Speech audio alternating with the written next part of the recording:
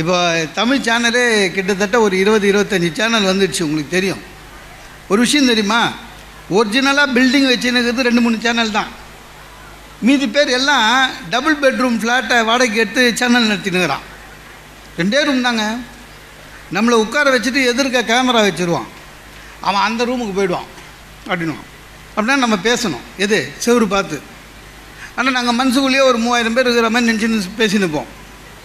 இந்த தூர்தர்ஷன் இருக்குல்ல, Chennai Pothigai central government, அங்கே என்னை பேச கூப்பிட்டு என்ன பண்ணிட்டாங்க, ஒரு திருக்குறள், அதுக்கு உரை, எளிய உரை, கொஞ்சம் நகைச்சுவை, 10 நிமிஷம், ஒவ்வொரு நாளும் ஒரு 10 ஸ்லாட்டு. போனால் வழக்கம் போல் அதே தான். நான் எதிர்க்க கேமராமேன், இருட்டு அந்த பக்கம், என் பக்கம் மட்டும் வெளிச்சம். நான் பேச ஆரம்பிக்கிறேன், கேமராமேனையே பார்க்குறேன், சிரிக்கிறாரான்னு. சிரிக்கலை. எனக்கு என்னென்னா, எதிர்க்க இருக்க ஒருத்தனே சிரிக்கலையே, இது ஏரில் போனால் என்ன ஆகும் அந்த பயம். ஒரு 10 முடிஞ்ச உடனே நேரம் அவங்ககிட்ட போனேன். ஏன் சார் நான் பேசுனது சிரிப்பு வரலையா அப்படின்னு கேட்டேன். கேச்சாயே அப்படின்னா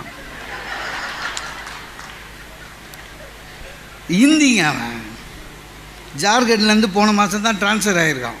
தூர்தர்ஷனில் அவங்க மாற்றுவாங்க. அவங்ககிட்ட சொல்லிக்கிறாங்க, ஒருத்தன் வந்து 10 நிமிஷம் பேசுவான், லைட் ஆன் பண்ணி ஆஃப் பண்ணுன்னு.